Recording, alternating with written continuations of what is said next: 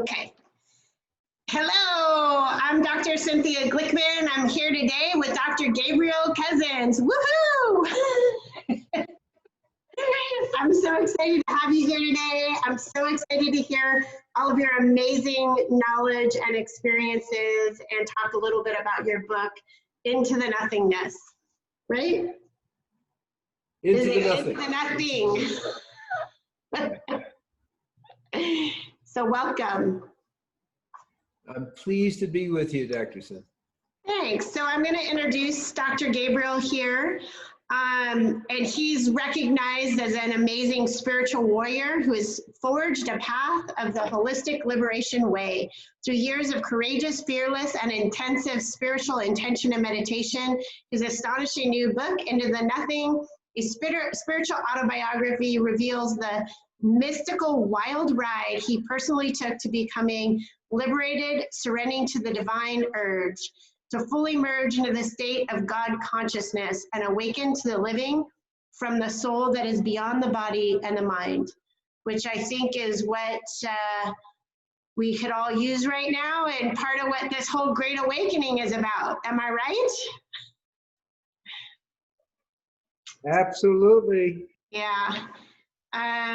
So he's 77 years old now and a world-renowned holistic physician, a rabbi, a yogi, a spiritual mystic, psychiatrist, family therapist, and vital at any age advocate, humanitarian, and peace ambassador.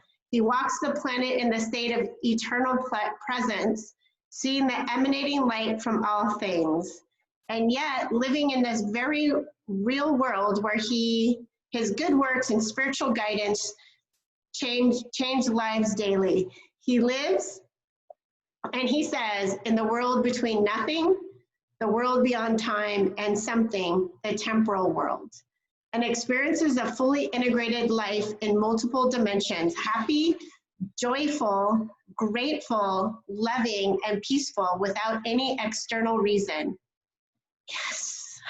Because that is natural of the primordial consciousness. There is found the true freedom. So if it's okay with you, I want to just leave it at that because there's so much more for That's a good place to stop. It's good. Okay. And so I'm so excited to have you with us today and have a lot of interesting topics for us to talk about. Is there somewhere that you want to start before I jump in? I like to start with a prayer of the merging of the heavens and earth and heart and mind, which is so needed in today's world. So, and this is in Hebrew. L'shem Yakud Kudasha Brihu Ushinate Bi'ilo or Imlayad Shemukid Levoske Pirush L'Misham Kozreo Kolam Amen.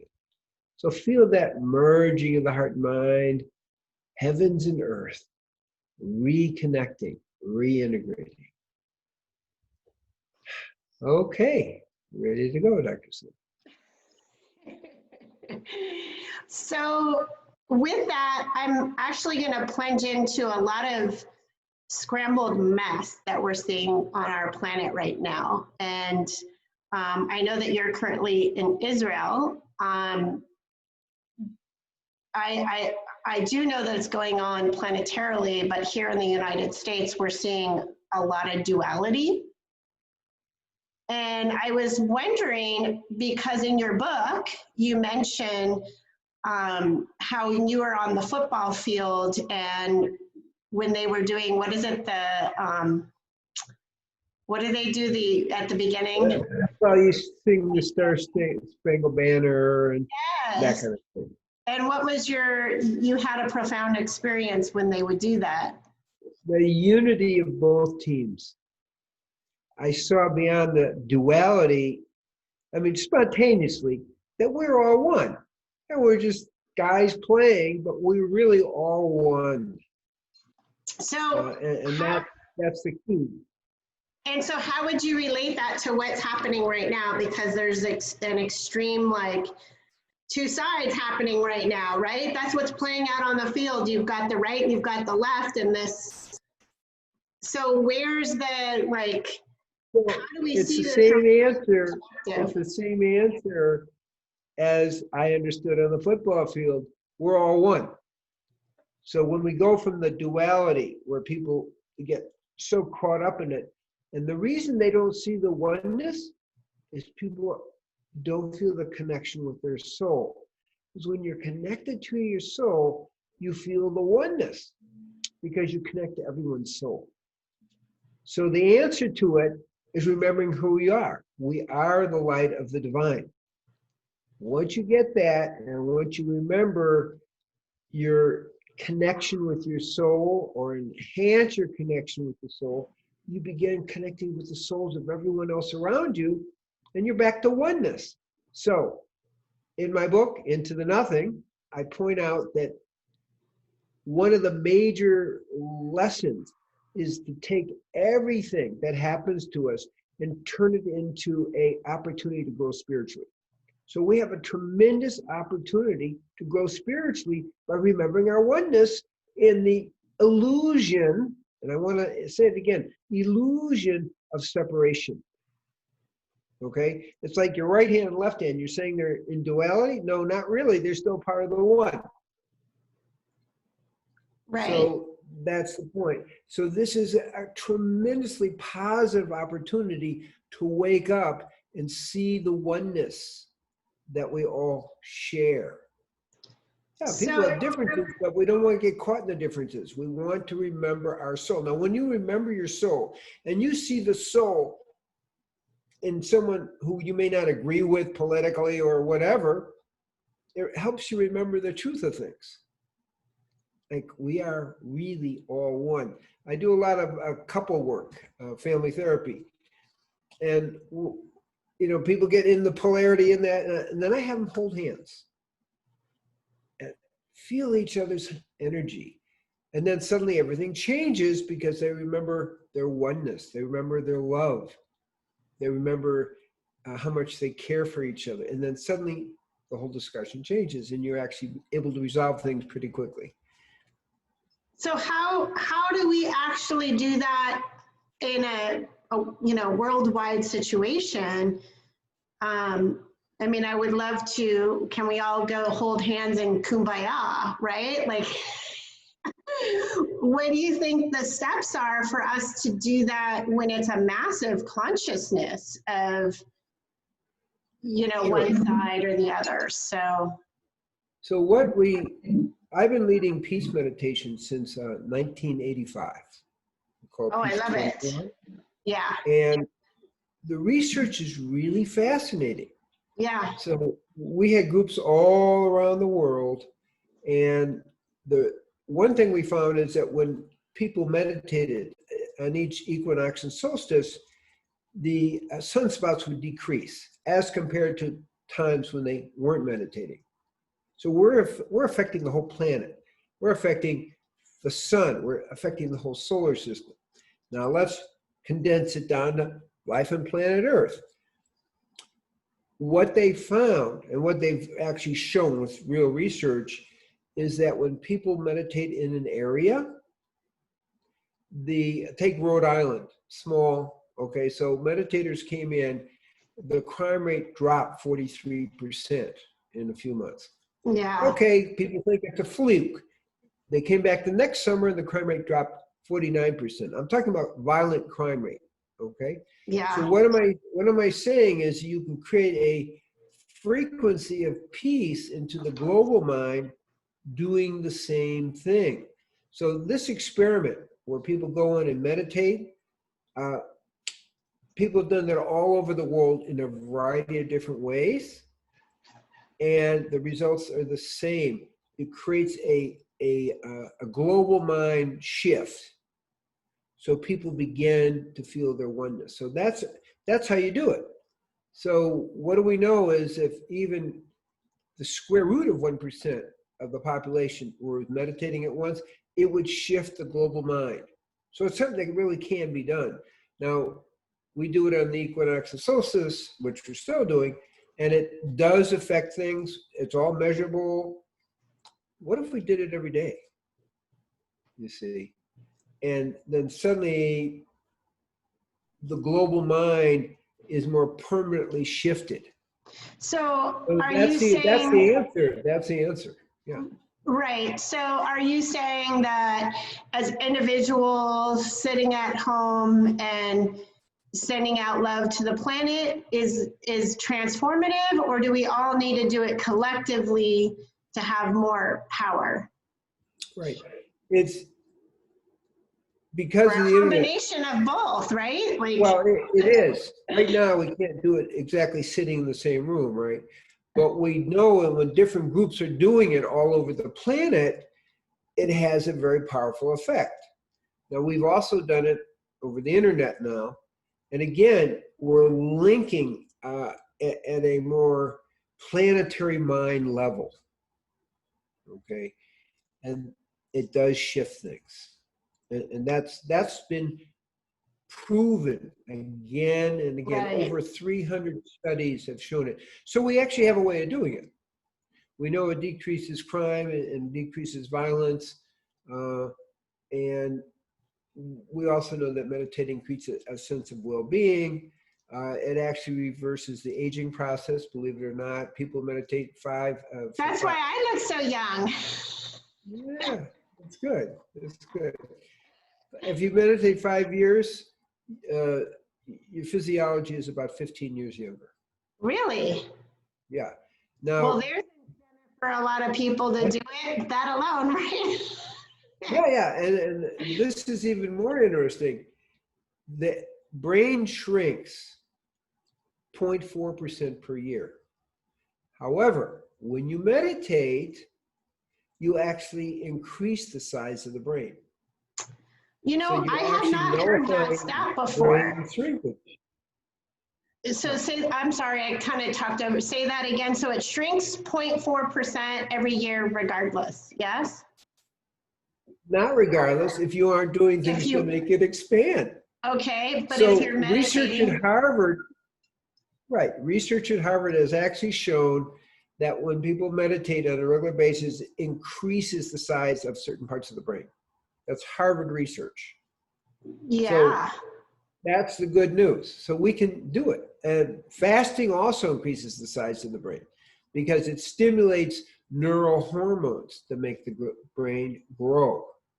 So we actually can create a more healthy and bigger brain through meditation and good nutrition, things like that. So we can actually reverse that process. That's awesome. That's exciting. Yeah, and so I heard a study that they actually they measured the brains of monks and people who just started a daily practice of like just being happier started to light up the same things in monks who were meditating for years and years. So I don't know. Right, you don't have to meditate for years and years. The effect is pretty, within a few months, it's already happening. So tell us a little bit about like what led you to all this. What caused you to be such a seeker? When I was at 1 year old, I had TB. In 1943, that's like a death sentence. And obviously, I'm here, didn't die. But that got me asking the question, what is this death about? And there were many deaths in my family growing up, like my brother and my father at a young age for me. And I kept wanting, what's the secret? What's the secret to death? And when I met Swami Muktananda in 1975, and I received Shaktipat, which is the awakening of the spiritual energy, the Kundalini, we'll call it, in the Torah tradition, we'll call it Ruach HaKodesh, or the Holy Spirit. I went into the nothing for the first time and come back down, and a little voice said, there is no death for the self. The body may die, but the soul is immortal. It's never born and it never dies. And I got my answer. But I was seeking that question, and that took me into spiritual life in a bigger way. So it's like, okay, that's good. Now, where do we go from here? So I spent the next 7 years meditating up to 6 hours a day, and really expanding consciousness in that way as part of that process. And then there's a place where, go ahead. Oh, I'm going to jump in because I'm so fascinated with past lives and right, it's I've had some personal experiences myself, and so I do believe that they exist, but to me it's still sort of like a theory, if that makes sense. Like, so can you speak to that? Like, that it's not a theory, that this is like, where do we go then? Where is our soul? And are we only existing in this one dimension? Like, where else, what's happening? So a very interesting news article came out when I was in India in the 70s, okay? It was about this little girl, and she's like 5 years old, and she says, "Take me home." And they said, "What are you talking about? Take me home." So she says, "I live in this village." So they finally took her to that village. And he says, "And that's my house." Okay, they go to the house. "Oh, and that's my husband." Okay, people were still doubtful. And she says, "Now it's placed in the wall," and pulls out a brick. That's where the valuables are. So that made headlines, okay? So that's as concrete as you can get, okay? You can't pretend that there wasn't something going on. Right. So I've heard a lot of stories like that with children, especially, right? Because they're... That's right. They're more open. Yeah. So, but really in all the traditions, you have that. People think it's just the Eastern, but in the Torah tradition, we call it Gilgal. So we know that, for example, there was a person, a very famous rabbi, who kind of laid it out, but Moses was the incarnation of Abel, Cain and Abel type thing. Uh-huh. And in his lifetime, he played out 3 battles with 3 different forms of Abel. And it's all laid out in terms of the process. Now, we have it clearly in the Hindu tradition and the Buddhist tradition, but I'm also saying in the Western traditions, in the Torah, they have clear examples of reincarnation. Well, it's, you know what's popping in my mind right now, and it again is one of those sensitive subjects. So I'm wondering, has anybody prophesized or theorized on who Mr. T might have been? I don't know. I can't. Well, I mean, the truth is, in the Jewish tradition, they say he's King Cyrus, reincarnation of King Cyrus, because he released the Jews and they came back to start to build the second temple. Okay. That is actually what the rabbis in Israel have said. Is that right? Oh, I haven't heard any of that. Okay. I mean, I wasn't really following it, but it definitely was the thought that popped into my mind. Yeah. Okay. Because of those actions of rebuilding the temple and releasing the people from slavery to come back and get started. So that's one of the, theories about the reincarnation. So that's just an example of that. And I'm saying leading rabbis have said that. Yeah. Huh. Well, there was a time in your life that you were involved in politics. You talk about that in your book. Right. So I want to hear about that. Is that okay? Yeah. So what I saw, because I was very, let's say, far to the left, really wanting to uplift the planet. Okay, that was my prime. Your intention, yeah. Really caring. Okay, and I worked with people that were pretty radical, more revolutionary, but something happened. And I don't want to name names because some of them are friends of politicians today. But this one person was saying, well, I really, a lot of people are going to get killed. I don't mind if we kill 25 million people. The same person said the same thing like 2 years ago, okay? And that just blew my mind. It's like, what? Yeah, How it's we totally uplifting the planet? counter. It's totally counter to the ideal of what the intention was, right? Is Exactly. yeah. So at that point, I began to question. I mean, I've been in politics radical politics for a long time, not a short time. And it was like, what? What? You don't mind killing 25 million people for an idea of a cause which these revolutions have never worked anyway? It's like, and that slowly I began to Sorry, say, those are my dogs playing in the background. I don't know if you hear those little grumbles. no, I don't. Oh, okay, good. The point is that I began to say, I don't think I've got this right. So at that point, I began to go inward rather than changing the outer world first, changing the inner world, and synchronistically changing the outer world. So that was a turning point, major turning point in my life. Say, wait, I don't want to be killing 25 people. So have gone spiritually from that point. But from that, I began doing a lot of humanitarian things as well. Working with black gangs on the south side of Chicago. And in the few years I worked with them, nobody got killed. The day I left, 8 people got killed. Just to give you an idea. It's a rough, it was a rough neighborhood, so to speak. Now, I don't know if you can still hear me. Okay, there we go. Okay, and now I can't hear you. So press a button there or something. Yes. Okay, so now I have over 100 programs around the world, mostly with diabetes prevention and organic farming, to uplift humanity. So I put a lot of energy in uplifting. I'm also a Native American sun dancer. And actually I have several Sundance friends that live in Las Vegas. Oh, really? Okay.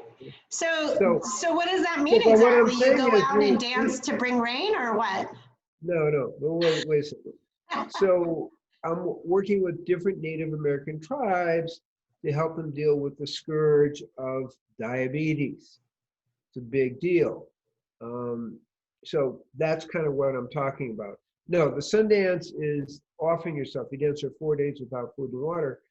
It's offering yourself for the healing of the planet. In other words, it's a sacrifice for the healing of the planet. Wow. So it's the same thing, but again, you want to take it to the next step, which, okay, let's make it materialize. We got these diabetes prevention programs for Native Americans. That's great. We do a lot of work with feeding the people. Okay. And right now, that's wonderful. The Native Americans really are having a food shortage already. And there's ways, we're doing to feed them, in different places. We have feeding programs in Africa as well. We're working in 5 different countries, and we're getting people to grow their own food, organic food, and feeding the people around them. So this is the kind of work that begins to blossom when you're seeing that change comes from the human heart and the human consciousness about uplifting, not tearing down, about feeling your oneness, not feeling your separation. Yeah.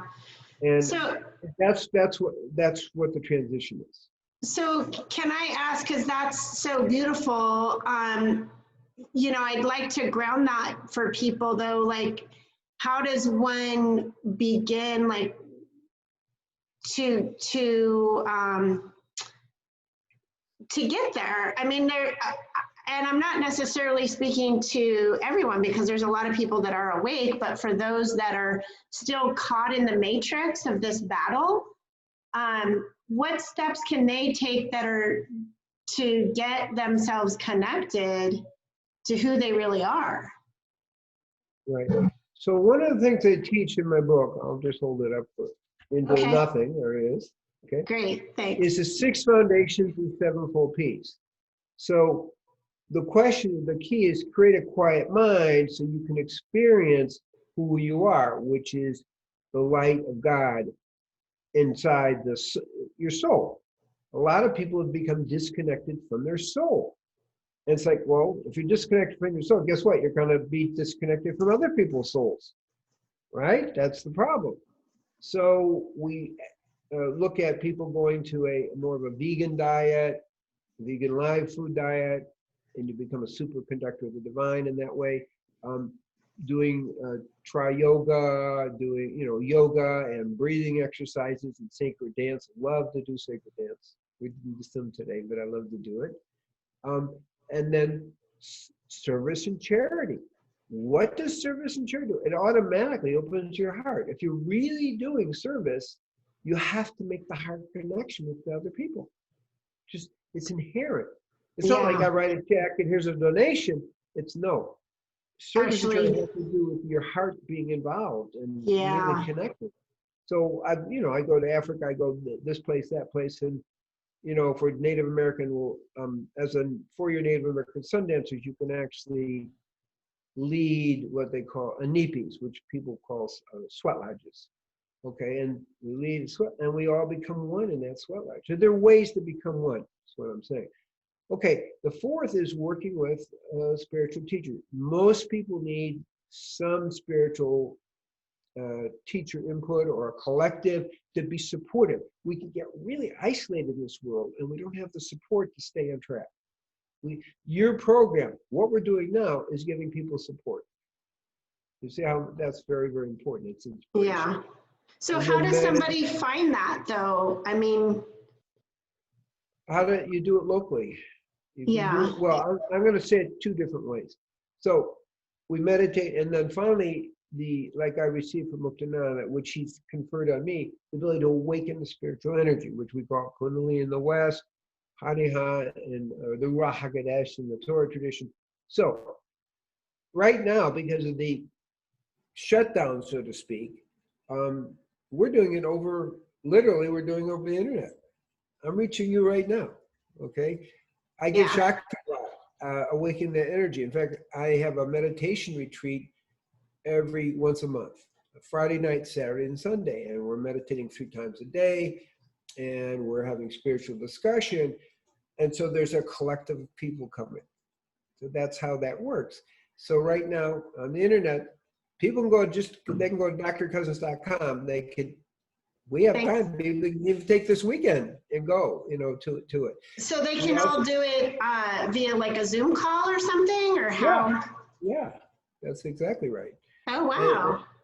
And so the door is open because it turns out you can communicate energy over the internet. Now, I didn't expect that, but things are shut down. Let's see what happens. So we can transfer the spiritual energy literally over the internet. Now, we have other programs that we do. We have fasting retreats over the internet. And again, meditating. We also have once a week, we call it Alive with Dr. Gabriel. So, it's collective. And again, I give the Shakti pot or the awakening of spiritual energy. We have discussions.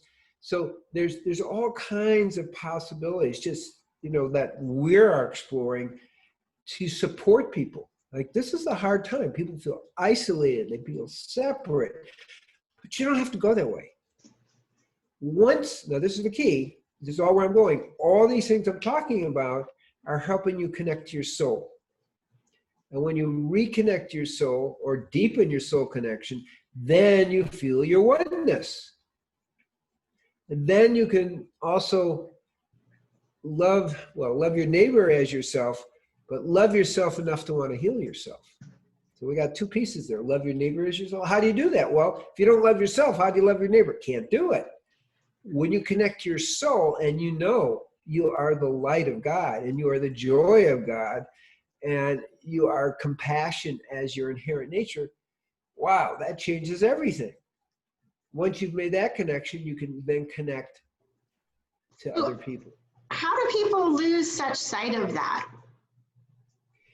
It's easy.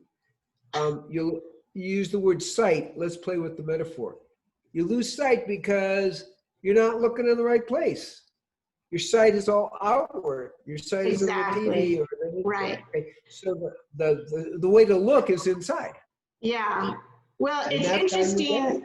It's interesting because I think one of the you know, one of the biggest things I went to, I don't know if you're familiar with a guy named Matt Kahn, but he's a spiritual speaker. And he was talking about, you know, the phone, and that there's going to be two different, you know, collectives, I guess. And those that are, you know, this is their reality, and those that are actually looking, right?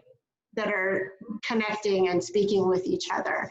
And it seems like this is such a, I mean, this tool can be so, it's a slippery slope, I guess, right? It just depends how you use it.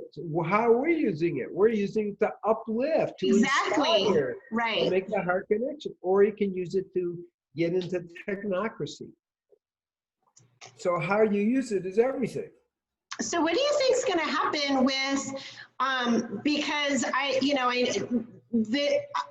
agree with you. We kind of talked about this earlier before we got on, that this big social media and all this stuff is actually going to cause a different, it's going to create an opening, I believe, actually, right? Because there's people that are now trying to find new creative ways to create something new.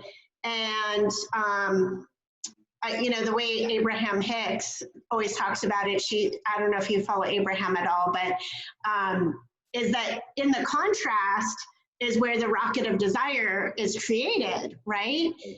And so this might look like this big, huge, massive, terrible censorship thing, but there's an opportunity in that. And in fact, it's a kick to take it more seriously, because initially it was meant to create peace and love, not to be used as a political tool. Yeah. To connect, internet connecting. And Yeah. so people say, now, how do we use it in the proper way to elevate humanity? Yeah. So that's beautiful. That's the inspiration. And just like I say in my book, Into the Nothing, all life experiences can be used to elevate us spiritually. Yeah. And so what do we say? It's going to be. So what do we say for the people? Because I actually went on one of the social platforms, I'll not mention it, the other day, and right before this all exploded, and I was just shocked at all of the hate on there. I don't know if you've been on any social media platforms, but not really. Okay, so I mean, I haven't been regularly on there, but it is a way that I connect, and I was seeing things that has been coming from family members, from people that that I went to school with, that I would have, I mean, it's just mind blowing. And I'm like, oh my gosh, all I can do is, number one, not be in there, like not get sucked into that. But send love to all of these people. Like, it's just shocking to me. And I don't know if there's. So let's look at what hate, let's look where hate comes from. Hate comes from being disconnected. Right? You can't really hate somebody. You can disagree with somebody, you can still love them. Hate comes when you're disconnected. Now, where's the disconnection from? It comes from when you're not connected to your soul. Right. So what we're seeing is that hate is a symptom of being disconnected from your soul. So that's what we're seeing out there. Yes. So why do you think it's gotten, and maybe it's just because it's more apparent, but I think, like, why has it elevated? Is it because so many people are attached to their technology and do you know what I mean? Like, why are people so hateful? Why are they, like, what's happening that's causing people to be more and more disconnected from their souls? So from a spiritual point of view, we're really talking about forces of light and darkness, okay? The forces of darkness want you to be disconnected from your soul so you can be controlled by them rather than by God, number one. And once you be disconnected, that takes you into hate that further drives the negative energy. So it's to their advantage. Forces of light say, no, connect to your soul, understand that you're not alone.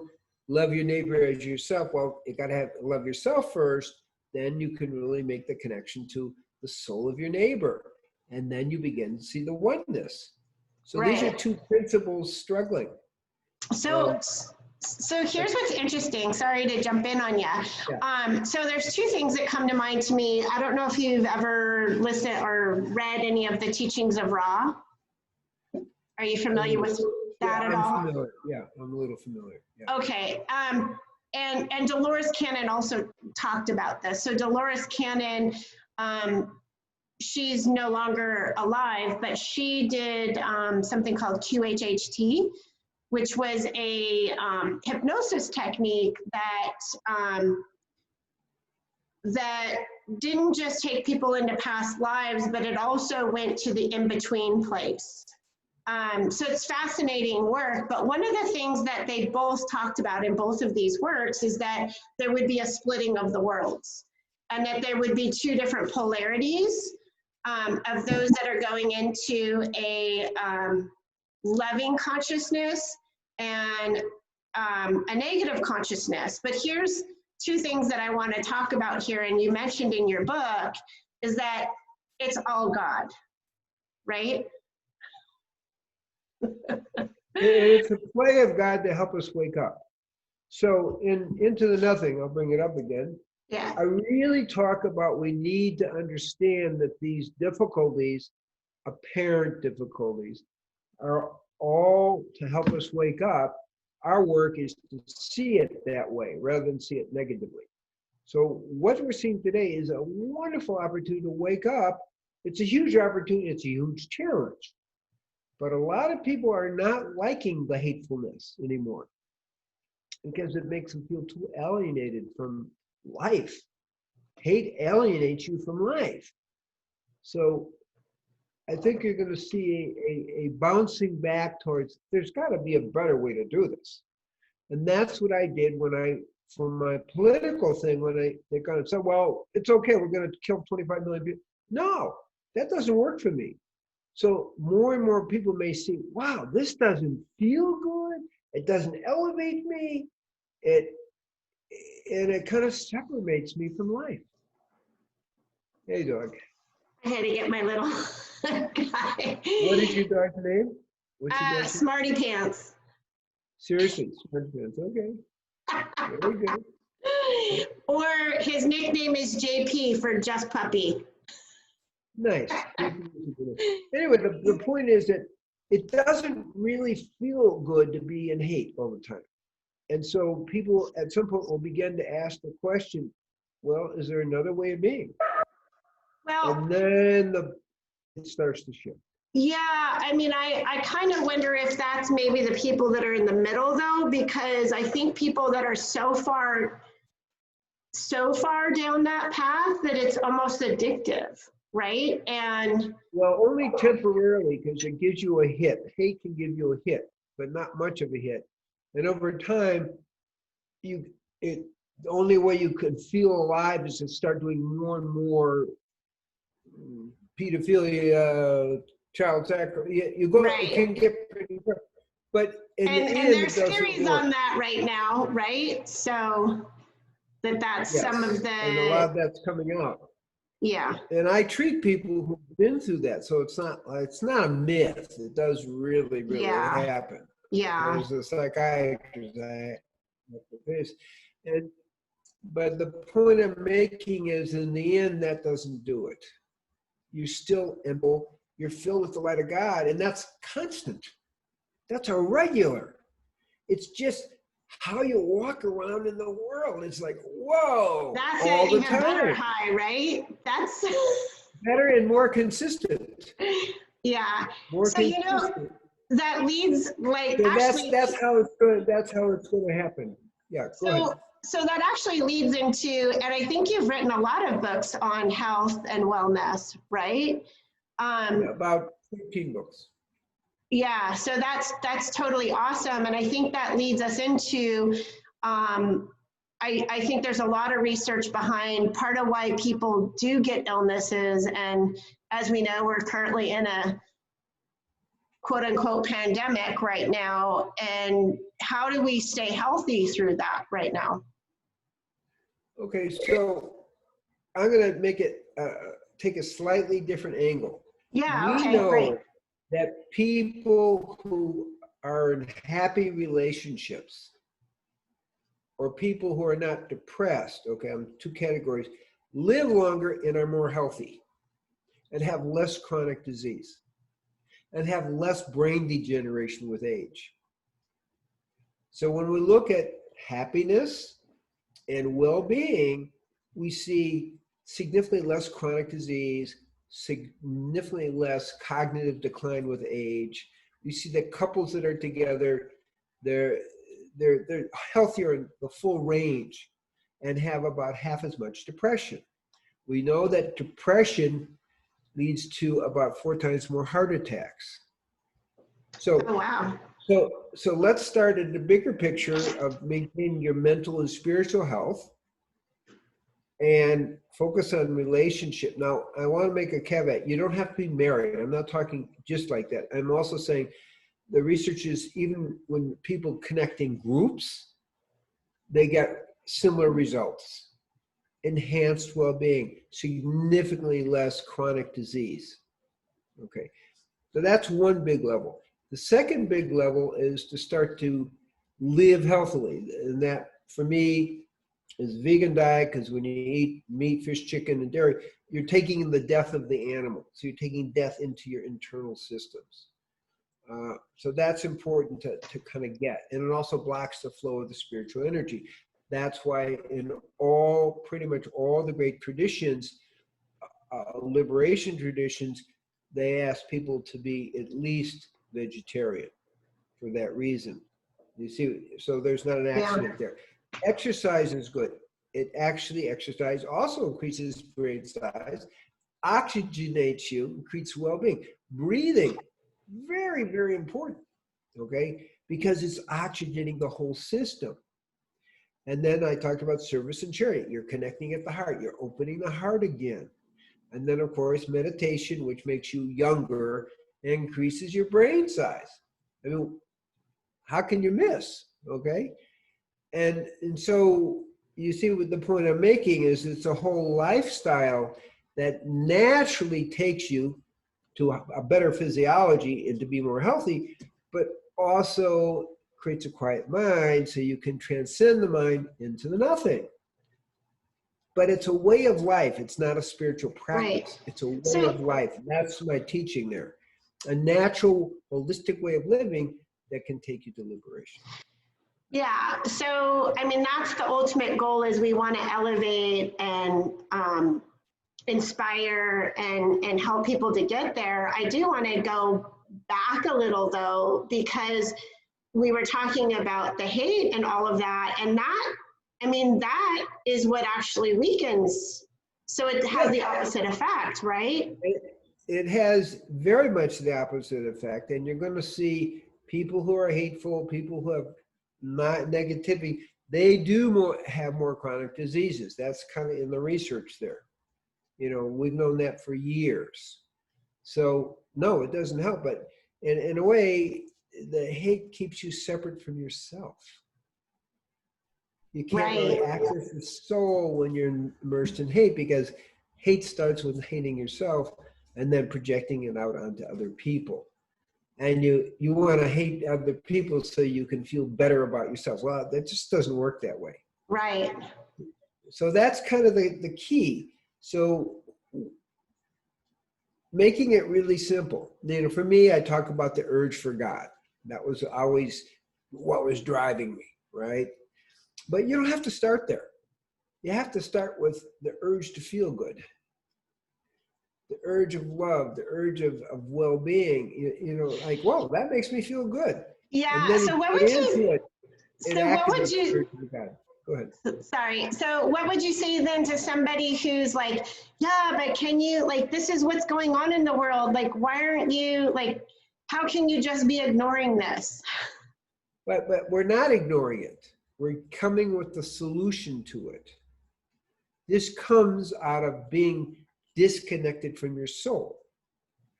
It comes from Yeah. Not loving yourself enough to want to heal yourself. Yeah. Okay, it comes from, love your neighbor as yourself. So the real solution is what we're talking about, not getting into battles, which furthers the alienation. So we were Right. talking about the real solution, long-term solution. So, And connecting to God is a key, part of the long-term solution. so what do we do then when people want to try to engage us in the battle? Like, come back into the third dimension. I want you to have to deal with this. And, and trying to convince you of their viewpoint. Like, I know the strategy I use, but do you have any idea, like suggestions? Well, to me, the most important thing is to make the heart connection. Yeah. Now, I've been all over the world in a lot of different situations, okay? From street gangs on the south side of Chicago, to living in central Harlem, to working Native, and what works? The heart connection. So when somebody's into that, I'm into making a heart connection with them, not polarizing with them. I'm not going to argue with people. There's no point, because that isn't the point. The point is make the heart connection. Yeah. And then see what happens. So that's how I so that can be tricky though. Like if somebody's like, yeah, but you have to go look at this and that's, that's not true or whatever, and so sometimes I'll say, you know what, I just want to love you. And it stuns people. Yeah, and but see, a lot of people will be open to that, and some people will be so far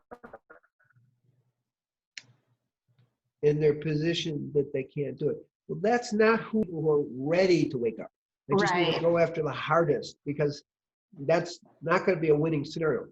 There are a lot of people willing and ready. They just need a little bit of inspiration to turn it on.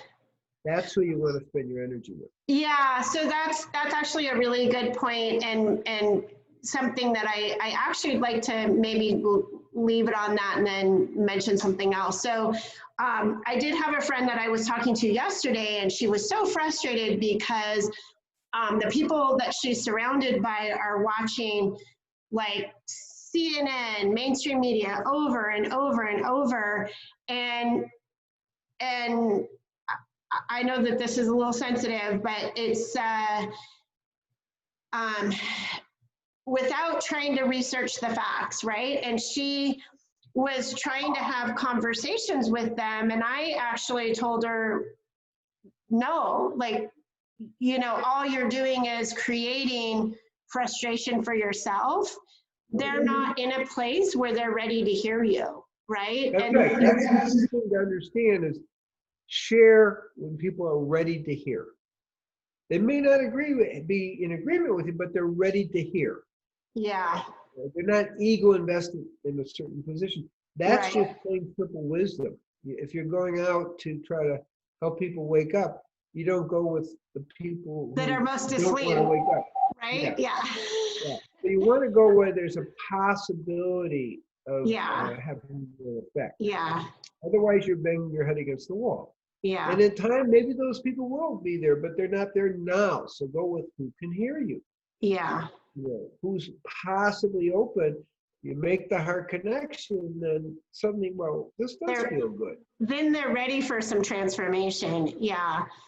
So, so I think that that's helpful though to people where they're kind of, they're getting themselves sucked back in because they're wanting to, shake it out of people or wake people up to their perspective. And I think that it's okay to accept where they're at and, love them where they're at and then spend your energy and focus on creating what we want to create in the world. And it sounds like you're doing a lot of amazing things like that. There's one other thing. I'm going to give you an example, real life thing. So when I was working on the south side of Chicago, working with one of the gangs, and again, it was regular, people be killing each other on a regular basis. You just read about Chicago, that goes on a lot. So I was working with this gang over time, and until making short, a riot began to happen because a little kid got hit by a bus going through, and then suddenly the streets are all full of thousands of people. And I stayed with the gang members, you know what? Let's do it. Let's calm this down. So the gang members went out, okay, and they actually calmed down the crowd, and everything went to peace. And the police are really smart. They saw that what we were doing, okay, I was kind of up there leaning it too, but what we were doing was working. And what happened? Those gang members were transformed. They saw they had a power to really help, to really be positive instead of killing each other, okay? It's like, oh, wow, we really have some power here. And afterwards, the officer of the police who were in charge of that area came and said, what did you do? What's going on here? Yeah. And they were able to really, because we had a big meeting after, so they were really able to compliment these gang members. And it was a huge upliftment of, wow, we have the power to do good. And so that was, you can take moments like that and be very transformative. So there are lots of possibilities here of how we can inspire people to transform. And that's just another example besides what we just shared. Yeah, and I think that speaks to where it really starts, and I'm just kind of going to distill down some of this, is it really starts with within and focusing within ourselves, loving ourselves, and then projecting that out into the world rather than the other way around by force, trying to, right? So it's loving yourself enough to want to heal yourself, loving yourself so you connect with your soul, which helps you love yourself, because you know that you are love and you are non-causal love, non-causal compassion, and joy. And then once you feel it within, then you share it with those around you, not as a lecture, but as a way of sharing. And just a beingness, right? Because by being the light, people are attracted to the light, right? They want to be. Exactly. Right. Exactly. So, also for health, you have to love yourself enough to want to heal yourself, because you need that discipline. But if discipline's a lot of work, but it's not work at all when you love yourself enough to want to heal yourself. So it's kind of very beautiful that way. And, really into nothing is kind of the deeper result where it goes, because once you really have that inner experience of the nothing, you're so filled with the light that it's like, this is fun. This is not work. So where's the best? Go ahead. So where's the best place for people to find your book? On your website, drcousens.com? That's the easiest. Okay. And that's how they can find out about all the workshops we're doing and get that social and spiritual support that is very hard to get right now in a lot of places. I'm just setting up to be there for people. That's really what it comes down to. So drcousens.com is, the portal, which kind of opens up to other things. Awesome.